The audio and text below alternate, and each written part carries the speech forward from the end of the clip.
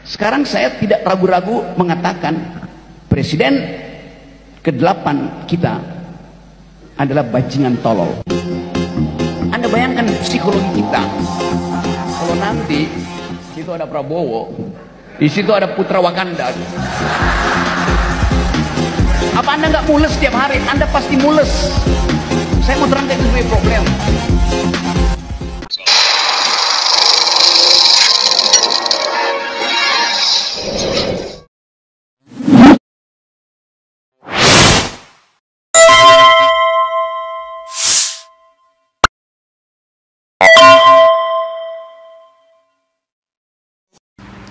Assalamualaikum warahmatullahi wabarakatuh. Pemirsa, waduh Rocky, ya, ini kata-katanya ini memang membuat orang terkaget-kaget, ya. Kabarnya, ya, dia dengan pernyataannya yang lantang, tak ragu lagi sebut Presiden ke-8 itu adalah bajingan tolol.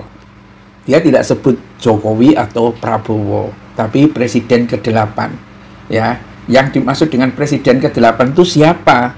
Apakah Jokowi apa Prabowo? Karena yang real Presiden itu siapa? Ya, kalau Prabowo itu Presiden, masa dia lapor ke Solo? Atau yang dimaksud itu adalah Prabowo? Ya, siapa sebetulnya Rocky, ya, yang Anda maksud ini, ya, yang Anda sebut sebagai bajingan tolol itu? Pak Wo, Pak Wi, Pak Prabowo, apa Pak Jokowi? Apa dua-duanya itu seperti pinang dibelah dua? Sebetulnya hakikatnya sama, ya, tetapi ya sekedar penampilan, yang satu kurus, yang satu gemuk, inuk-inuk itu. Ya, ini pernyataan yang luar biasa dari Rocky Gerung yang beberapa waktu lalu dianggap oleh sejumlah kalangan disebut sebagai orang yang kritis kepada Jokowi, tetapi tidak berani kritis kepada Prabowo. Bahkan ada yang menuding ke Rocky, Rocky mungkin pengen mengharapkan jabatan atau apa dari Prabowo. Seperti itu, ya. Tetapi tiba-tiba dengan pernyataannya yang tanpa ragu, ya, ada orang mengatakan ini diedit. Kalau saya menduga ini tidak diedit, tapi kalau diedit ya berarti analisis ini keliru semua. Kalau itu adalah betul bahasanya Rocky, ya, yang mengatakan bahwa Presiden ke-8 itu adalah bajingan tolol, sudah barang tentu Rocky Gerung ini bukan asal memberikan lontaran pernyataan, tetapi didasarkan pada satu penilaian situasional dan juga terkait dengan kebijakan-kebijakan Prabowo, ya, bahwa dalam masa pemerintahan Prabowo selama 10 bulan terakhir ini memang sebetulnya sudah bisa dianalisis, ya, tren Prabowo sampai 5 tahun kalau masih bertahan, ya. Ada sih paranormal yang mengatakan umurnya nggak panjang banget karena ada Raja Solo kan yang agak jelas, ya, kita tidak tahu persis, nggak usah diuruslah persoalan itu kan. Tetapi apa yang disampaikan oleh Rocky Gerung ini mungkin didasarkan pada kenyataan bahwa Prabowo tidak bisa merespon apa yang dibutuhkan oleh publik, ya. Sebetulnya dia dipilih publik itu untuk apa? Itu kelihatannya Prabowo tidak ngerti, gitu loh, ya. Prabowo hanya ingin menjalankan apa yang dia mau, ya.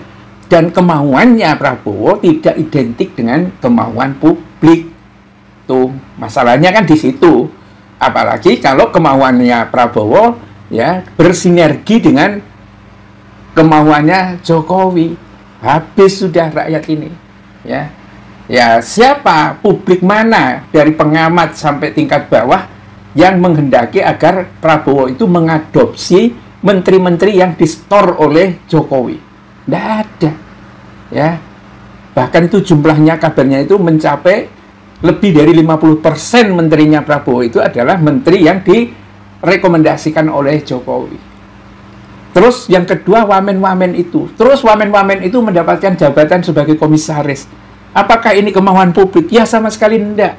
Ini yang menjadi sumber kecaman dari publik karena menghabiskan anggaran. Anggaran yang diperoleh dari 82 dari pajak ini, ya, habis untuk membiayai gendutnya kabinet.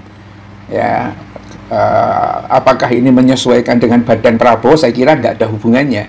Tapi kabinet yang gemuk, yang kayak seperti ini, hanya menghabiskan uang, dan menteri-menterinya pun kelihatan lohak-lohok. Ya, siapa menteri yang bekerja sungguh-sungguh itu? Tidak jelas. Membuat rakyat itu malah semakin hari semakin takut dengan berbagai kebijakannya.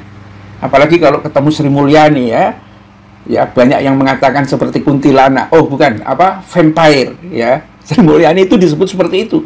Malah lebih ganas lagi katanya. Kenapa?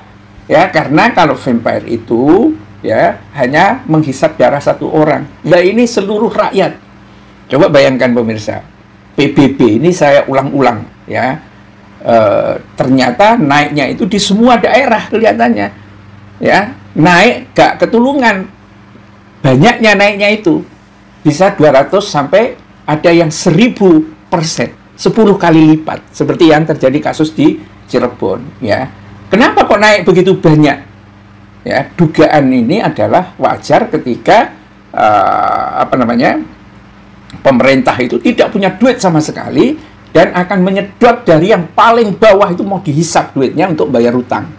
Utang siapa yang bikin ugal-ugalan utang Indonesia ini? Jokowi kan? Ya. Ini yang mungkin juga disebut oleh Rocky Gerung itu bajingan tolol juga. Ya, proyeknya banyak yang mangkrak, bahkan sebuah proyek besar di Jawa, penerbangan ini, Bandara Kertajati itu juga mangkrak, dan tidak hanya mangkrak, mematikan juga bandara yang ada di Bandung, Hussein Sastranegara. Sekarang tinggal hanya satu pesawat aja. Ya, satu bandara hanya dipakai oleh satu maskapai, maksud saya, Susi Air. Itu pun tidak banyak penerbangannya, karena dicopot, mau dipindahin semua ke Bandara Kertajati. Analisisnya bloon-bloonan, ya kan? Disangkain orang yang naik dari Bandar Hussein Sastranegara itu mau aja dipindah ke Kertajati. Ya lebih tertarik pindah ke Soekarno-Hatta dong, ya kan? Ini karena yang membuat kebijakan bloon-bloon, akhirnya anggaran yang banyak itu muspro. Proyeknya mangkrak di mana-mana.